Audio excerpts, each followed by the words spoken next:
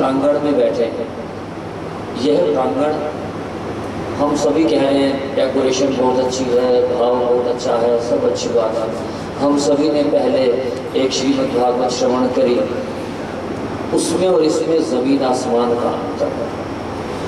इसमें पतित पावन 50 घरों की पवित्र कमाई लगी, 50 लोगों का भाव है, श्रद्धा लगी है, मेहनत लगी है। न जाने किसके भाव से माँ भगवती हम सब पर रीझी, जो उसने ये अपनी करुणा हम पर बरसाई। हम सभी भौतिकवादी जीवन में लिप्त लोग, हमें तो आज तक मालूम ही नहीं है कि वर्ष में 4 नवरात्रे होते हैं। हम तो 2 ही नवरात्रे समझते चले आ रहे हैं। श्री राधा रसिक बिहारी भागवत परिवार का यह प्रयास है कि हमारे समाज के जितने भी बच्चे हैं, जो भी बालक हैं, हमारी गृहिणियाँ बहनें, हमारे भाई, हम सभी श्री प्रभु नाम के धागे के साथ ऐसे बंधे कि हम सब प्रतिदिन हर सांस में हो सुमिरन तेरा के भाव से हम अपने जीवन को जीएं। हमें जीवन जीना नहीं आता, क्षमा चाहता हूँ। हम जीवन कहाँ जीते हैं? हम इतने अच्छे नहीं हैं जितना अच्छा होने का हम स्वांग रचते हैं। हम सभी ने अपने अपने घरों में सुख का साधन, अपने घरों में ऐसी सोसाइटी हमने रहने के लिए चुनी। अगर लाइट नहीं है तो पावर बैकअप हो, बच्चों को एक्सरसाइज करनी है तो ओपन जिम हो, पार्क में जाना है तो पार्क में इन हाउस हो, ऐसी ऐसी सुविधाएं हमने चुन ली। लेकिन हम क्या सुखी हो पाए? हम सुखी हैं नहीं। हम सुखी होने का केवल ढोंग रचते। हम खुश हैं, क्या हम प्रसन्न हैं? हम प्रसन्न हैं, हम खुश नहीं। कहाँ पर कमी है? कमी केवल एक है कि हम अपने अध्यात्म से, हम अपनी संस्कृति से, हम अपने हिंदुत्व से दूर। बस यही एक कमी है। हमारा श्री राधा रसिक बिहारी भागवत परिवार के माध्यम से यही प्रयास है कि हम सभी ईश्वरवादी बने, हम सभी आध्यात्मवादी बने। हमारा उद्देश्य यह कतई नहीं है कि आप हमारे गुरुजी के शिष्य बन जाइए। हमारा उद्देश्य यह कतई नहीं है कि आप जिस मार्ग पे हम चल रहे हैं उस मार्ग का अनुसरण करें, ना। हमारा केवल एक प्रयास है कि हम अपने सत्य सनातन की शरण में रहें, हम अपने धर्म की धर्म ध्वजा की छत्र छाया में रहें। हम केवल और केवल आध्यात्म के प्रचारक हैं, प्रभु के नाम के प्रचारक हैं। गुरु सदगुरु कि हम ना बुराई कर रहे हैं, ना हम बड़ाई कर रहे हैं। गुरु तो वह होता है जो हमें अंधकार से प्रकाश की ओर ले जाए। आपके जो भी सदगुरु हैं, हम उनको भी प्रणाम करते हैं, लेकिन केवल एक निवेदन के साथ साथियों, गुरु भक्ति वह नहीं होती कि हम गुरु जी को अपनी शक्ल दिखाएं। गुरु भक्ति वह होती है कि हम अपने सदगुरु के निवेदन को, सदगुरु की आज्ञा का पालन करें। जो उन्होंने मार्ग बताया उसका अनुसरण करना ही गुरु भक्ति है। ईश्वर कौन है? मेरे अपना अनुभव ये कहता है कि ईश्वर किसे कहते हैं? दुनिया की जितनी अच्छाइयाँ हैं उसको एक जगह एकत्र कर दीजिए, बस उसी को ईश्वर कहते हैं। अभी अभी का 5 मिनट 10 मिनट पहले का एक अनुभव मैं आपसे शेयर करके अपनी आज की बात को विराम दूंगा। अभी अभी ये 3 बच्चियाँ जो हम यहाँ माँ भगवती का पूजन कर रहे हैं, 3 बच्चियों में से एक बच्ची ने मेरे से कहा, आप यहाँ पर खाने का इंतजाम क्यों नहीं करते हो? हाँ, मुझे भी हंसी आई, लेकिन मैं तो इसे अपना अनुभव ही बोलूँगा जी। अनुभव है ये मेरा। हम अंकित शंकर जी, पंकज सैनी जी, 3-4 भाई पीछे खड़े थे, संजय सिंह भाई साहब खड़े थे पीछे, हमारे तिवारी जी खड़े थे। हम सारे के सारे हंस पड़े कि बच्ची बोल क्या रही है। मैंने कहा, बेटा भूख लग रही है क्या? कहते हाँ, मुझे वो प्यार से नानू बोलती हो। नानू, मुझे बहुत जोर की भूख लग रही है। बच्ची कौन सी थी? ये सामने प्रीशा। नानू, आप यहाँ खाने का अरेंजमेंट क्यों नहीं करते? मैंने कहा, बेटा क्या खाना है? मेरे को तो वो बनाना था। अब थोड़ा सा धर्म संकट हुआ। आदरणीय महाराज जी मेरे पास से निकले। मैंने कहा, महाराज जी कितना अच्छा, देखिए ज्ञान चक्षु संत कैसे खोलते हैं। मैंने कहा, वो बच्चा केला खाने की जिद कर रहा है। कहता, भाई साहब, महाराज जी बोले, भाई साहब अभी 1 मिनट के बाद यहाँ कन्या पूजन होगा। महामाई पता नहीं किसके रूप में भोग लगाना चाहते। हम ये केले अभी देंगे और महामाई को भोग लगाएंगे। आप देखिए, हमारे ऋषि मुनि यति तपस्वी योगी कोई मात्र दाढ़ी वाले बाबा जी नहीं है साहब। मैं तो उन्हें एक वैज्ञानिक मानता हूँ। लोग अक्सर पूछते हैं इस प्रकार के उद्बोधन में, यदि वह हमारे ऋषि मुनि यति तपस्वी योगी वैज्ञानिक रहे तो उनकी रिपोर्ट्स कहाँ हैं? साथियों, जो हमारे धर्म ग्रंथ है ना, यह उनकी रिपोर्ट्स ही तो हैं। हमारे देश का योग विज्ञान विदेश जाकर के योगा बन करके आ गया, हम सभी उसका अनुसरण कर रहे हैं। हमारे देश का यज्ञ बन के आ गया, हम उसका अनुसरण कर रहे हैं। हमने अपनी संस्कृति से हम खुद दूर हुए और हम तनाव के जाल में फंसते चले। जितनी भी देवियों के स्वरूप हैं, आप देखिए वह नवयुवती के रूप में क्यों होते हैं?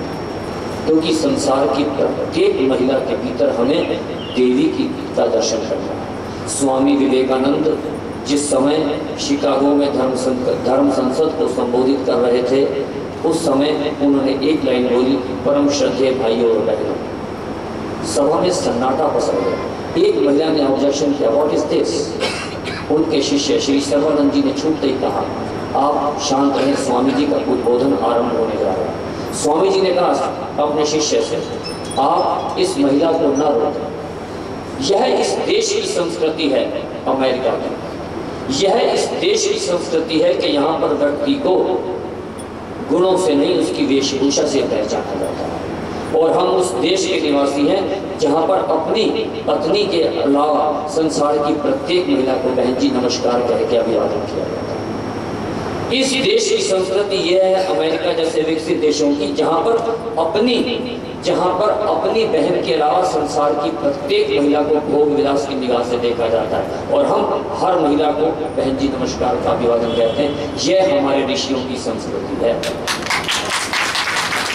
और हम विदेशों का अनुसरण कर रहे हैं। हम अपने बच्चे को, अपनी बेटियों को चांद का टुकड़ा बनाना चाहते हैं। आप बनाएं, लेकिन इस समय आवश्यकता अगर प्रेम भक्ति के लिए, प्रेम भक्ति में अगर हमें गौ वाले गोपाल की आवश्यकता है, तो आज इस समाज को सुदर्शनधारी श्री कृष्ण की भी आवश्यकता है। एक हाथ में माला तो दूसरे हाथ में भाला होना चाहिए। बेटियों को चांद का टुकड़ा नहीं, बेटियों को सूरज बनाइए कि जो उसको देखे वहीं जल के भस्म हो। और यह दुर्गा शक्ति सिखाती है। हमें ये संकल्प लेना है, हम प्रतिदिन आपको अध्यात्म के बारे में थोड़ा थोड़ा बताते चलेंगे। इस कथा के माध्यम से दुनिया में 3 ही प्रकार के व्यक्तियों की पूजा हुई है। या तो उसके पास पैसा हो जो माँ लक्ष्मी देती है, या उसके पास शक्ति हो जो माँ काली देती है, या उसके पास ज्ञान हो जो माँ सरस्वती देती है। और वैष्णो देवी में जो 3 पिंडियों के हम दर्शन करते हैं ना जी, वो 3 पिंडियाँ ही श्री और हरि, लक्ष्मी सरस्वती काली और माँ दुर्गा के सानिध्य में आप बैठे हैं। आप यहाँ से जो मांग के ले जाएंगे आपको माँ झोलियाँ भर देगी। हमारे अगर कोई सबसे नजदीक है तो वह केवल ईश्वर है।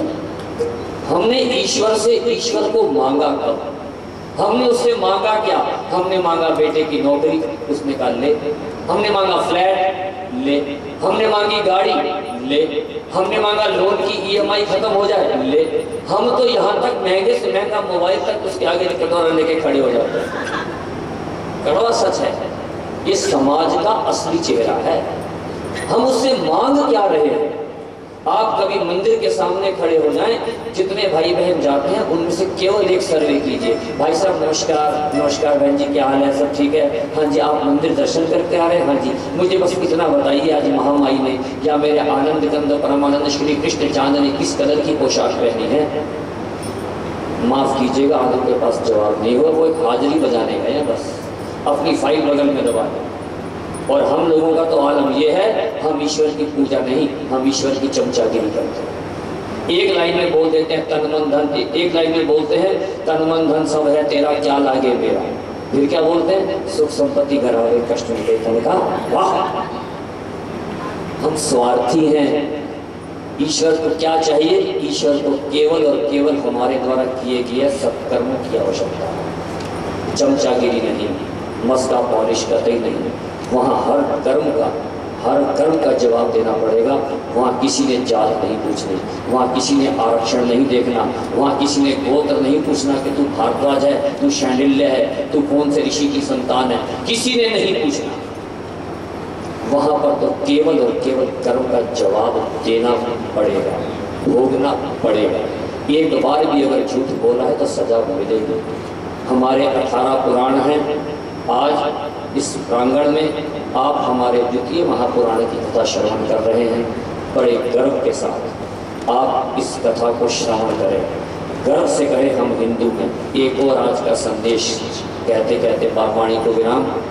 अपने बालकों को आध्यात्म की शरण में लेकर के जाएं। जिस घर में भजन और भोजन एक साथ होता है वहाँ कभी झगड़े नहीं होते।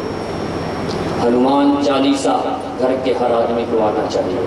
अपने बच्चों के हाथ में कलावा प्रत्येक के होना चाहिए। माथे पे तिलक सुसज्जित रहना चाहिए। ये संकल्प के विषय है। क्योंकि एक छोटा सा प्रयोग, मेरी एक भाई साहब से शर्त लगी जी, बहन जी शर्त लगती है। वो कहते हैं भाई साहब आप तिलक क्यों लगा के रखते हो? मैं कहा जिसका वैज्ञानिक सिद्धांत है।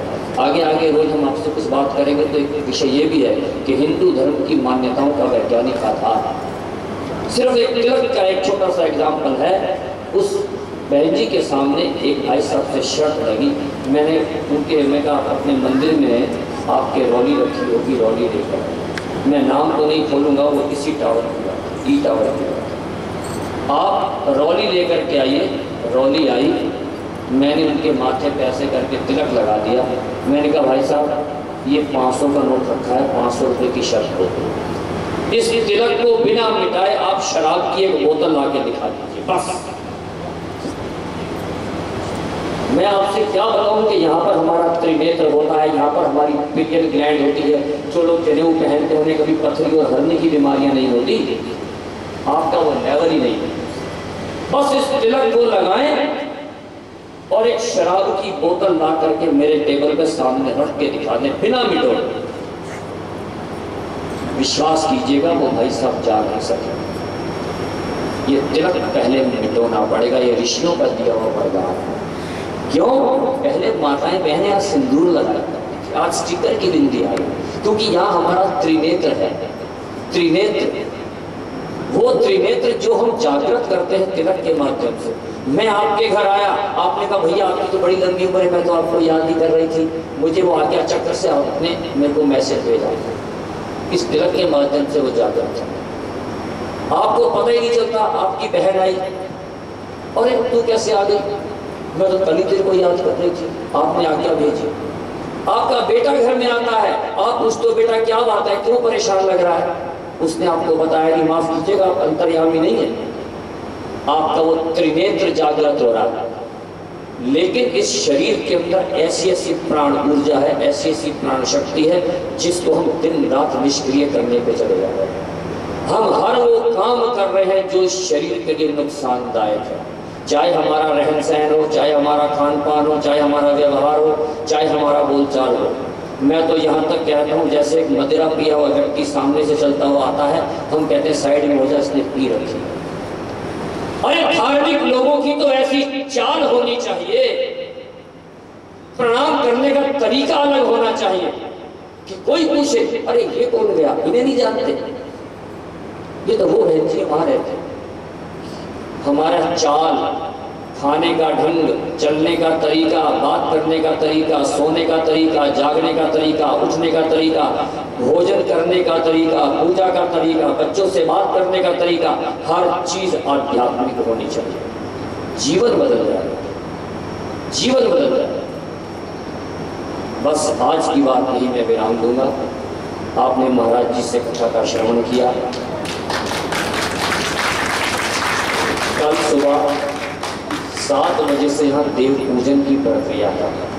आप सभी से निवेदन है, देव पूजन में आप आए। प्रतिदिन श्री राधा रसिक बिहारी भागवत परिवार के 2 यजमान पूजन करने के लिए यहाँ पर हैं, क्योंकि भागवत परिवार शुक्ल पक्ष के चांद की भांति बढ़ता चला जा रहा है। प्रतिदिन 2 यजमान हैं भागवत परिवार के, जिनकी ये सारी जिनकी ये सारी व्यवस्था है भागवत परिवार की, वो इस पूजन में शामिल हैं। आप सभी इस पूजा का भाग बने। अपने इन चर्म चक्षुओं से, जिनसे हम सारा दिन समाज की कुरीतियाँ देखते हैं, गलत विचारधाराओं को देखते हैं, आप इस पूजन का दर्शन करें। 64 योगिनियों का दर्शन करें। एक जब ये पूजा हो रही थी, मैंने आदरणीय महाराज जी से पूछा, मैंने कहा महाराज जी ये पूजा हो रही है, हमने तो गणपति जी का पूजन देखा था, माँ सरस्वती का, काली का, शिव जी का, ब्रह्मा का, विष्णु का, महेश का, इनका पूजन देखा था, आप तो चांडाल की भी पूजा कर रहे हैं, आप तो कंकालिनी का पूजन कर रहे हैं। ऐसा क्यों? ऐसा क्यों? आप तो पिशाचिनी का पूजन कर रहे हैं। तेरे पूजन नहीं हो रहा। यह सभी आसुरी प्रवृत्तियां हैं।